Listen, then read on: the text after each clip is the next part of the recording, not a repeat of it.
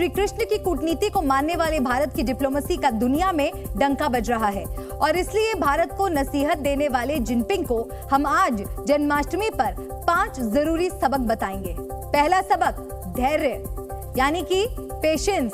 कभी नहीं खोना चाहिए धैर्य। ये सबक चीन के लिए जरूरी है क्योंकि वो भारत की तरक्की देख धैर्य खोता दिख रहा है, खो देता है हर बार। दूसरा सबक, मुसीबत में मित्र का साथ ना छोड़ें। चीन के लिए यह सबक जरूरी है क्योंकि वो रूस और पाकिस्तान जैसे दोस्त को भी नहीं छोड़ता। तीसरा सबक जो चीन को सीखना चाहिए वो ये कि चिंता ना करें, व्यर्थ में ना डरें, लेकिन चीन भारत जैसे पड़ोसियों से डरकर साजिश में लिप्त रहता है। चौथा सबक जो चीन के लिए बेहद जरूरी है, गलतियों से सबक लें, जिद ना करें। मुश्किल यह है कि चीन हर विवाद में हार के बावजूद बार बार नए विवाद खड़े करता है और जन्माष्टमी के मौके पर चीन के लिए 5वां जरूरी सबक क्या है?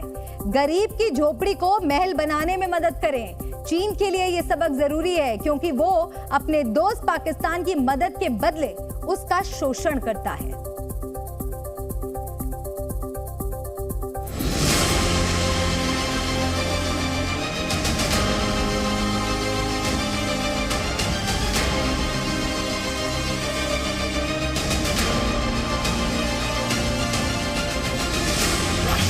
आपको क्या लगता है कि दुनिया के सबसे बड़े डिप्लोमेट कौन थे?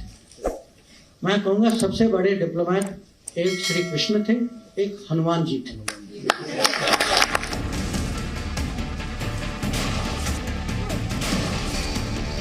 एलएसी पर बार बार मुंह की खाने वाला चीन,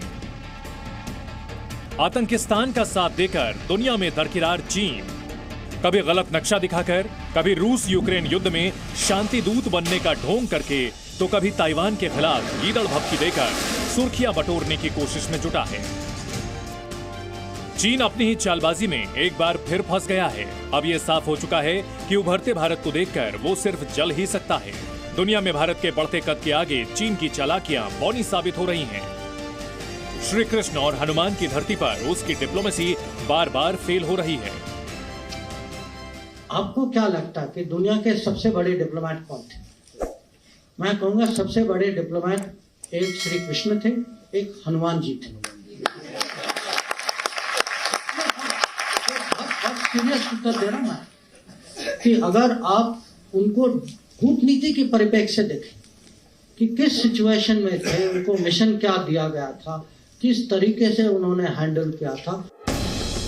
दुनिया में विस्तारवादी नीति के लिए कुख्यात चीन भारत में नाम से जुड़े विवाद पर तब ज्ञान दे रहा है जब वो खुद नाम बदलने के लिए कुख्यात है।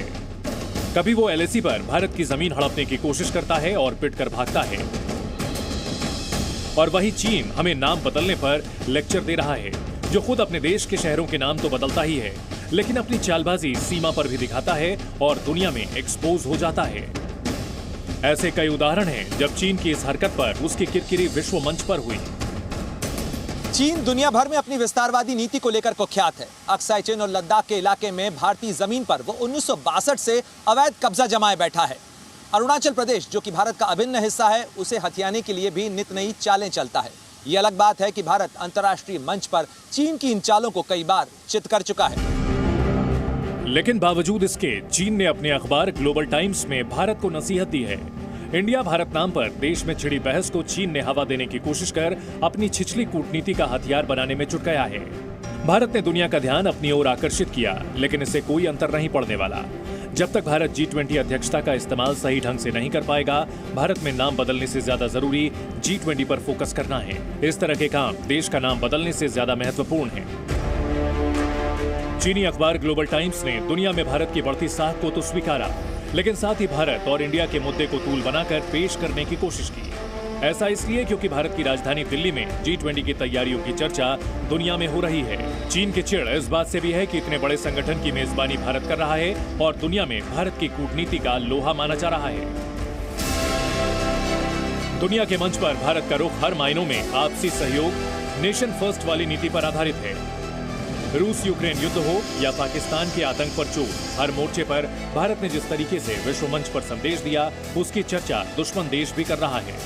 कुल मिलाकर भारत का अपने संबंधों और अपने मिशन पर फोकस क्लियर है। बावजूद इसके चीन का भारत को ज्ञान देना हास्यास्पद ही है।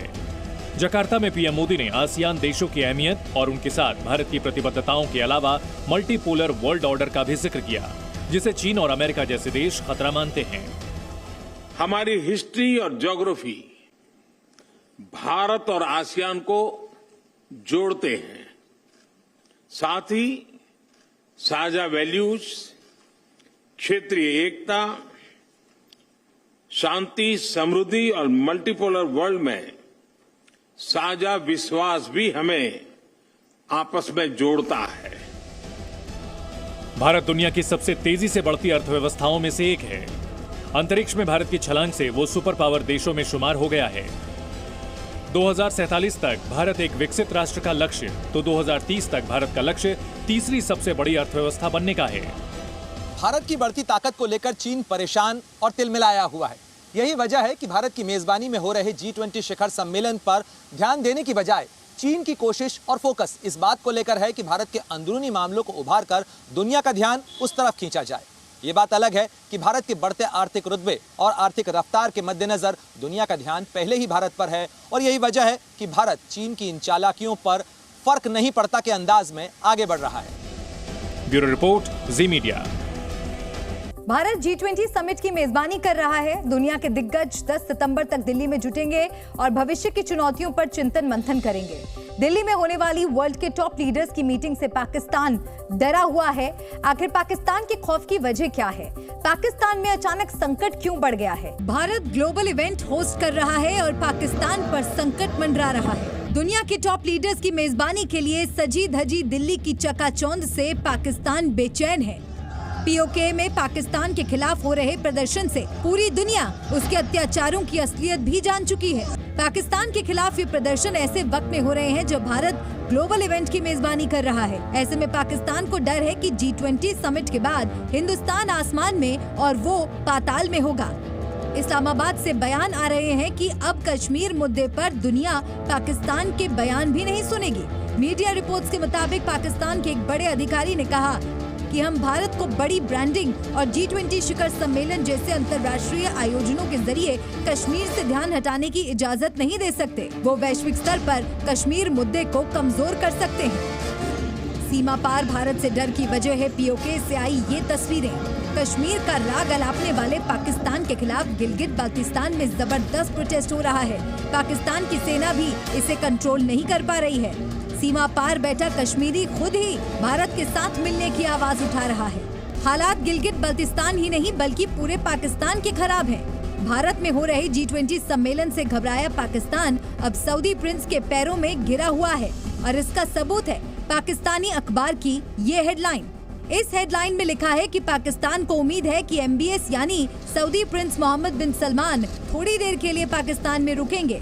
असल में मोहम्मद बिन सलमान G20 मीटिंग के लिए इंडिया आ रहे हैं। इसके ठीक बाद उनकी आधिकारिक भारत यात्रा शुरू होगी। अब प्रिंस सलमान को इस्लामाबाद लाने के लिए पाकिस्तान की पूरी सरकार शीर्षासन कर रही है। कुल मिलाकर भारत की बढ़ती ताकत और अंतर्राष्ट्रीय स्तर पर बढ़ती साख से पाकिस्तान सहमा हुआ है। उसे अपना कश्मीर वाला प्रोपेगेंडा बेनकाब होने और दुनिया के सामने बेइज्जती का डर सता रहा है। और अब बात करते हैं जी न्यूज की मुहिम की। बॉलीवुड के मशहूर आर्ट डायरेक्टर नितिन देसाई की खुदकुशी के मामले में जी न्यूज लगातार मुहिम चला रहा है और आपको इसी से जुड़ा एक अपडेट पहुंचा दे। नितिन देसाई की खुदकुशी के मामले में आरोपियों को आज भी बॉम्बे हाईकोर्ट से कोई राहत नहीं मिली। कोर्ट ने आरोपियों के वकीलों की सभी दलीलों को खारिज करते हुए किसी भी तरह की राहत देने से साफ इनकार कर दिया। आपको बता दें इस मामले से जुड़ी कुछ और जानकारियां। ताजा अपडेट, जस्टिस गडकरी की बेंच ने सुनवाई के दौरान आरोपियों के वकीलों की ओर से दी जा रही दलीलें सुनने के बाद कहा कि फैसला मेरिट के आधार पर दिया जाएगा, लिहाजा अभी राहत देने का कोई सवाल नहीं है। कोर्ट में आज नितिन देसाई की पत्नी नेहा देसाई के वकील आशुतोष कुमकोनी कोर्ट में नहीं थे। उनकी तरफ से वक्त मांगा गया है। मामले की अगली सुनवाई 12 सितंबर को होगी। नितिन देसाई ने 2 अगस्त को खुदकुशी की थी, जिसके बाद उनके परिजनों ने 4 अगस्त को खुदकुशी के लिए उकसाने के आरोप में एडलवाइस फाइनेंशियल सर्विसेज के चेयरमैन राजेश शाह और एडलवाइस ARC के CEO राजकुमार बंसल समेत 5 लोगों के खिलाफ FIR कराई थी। आरोपियों ने इसी FIR को रद्द करने की मांग को लेकर बॉम्बे हाईकोर्ट में याचिका दाखिल की है। न्यूज।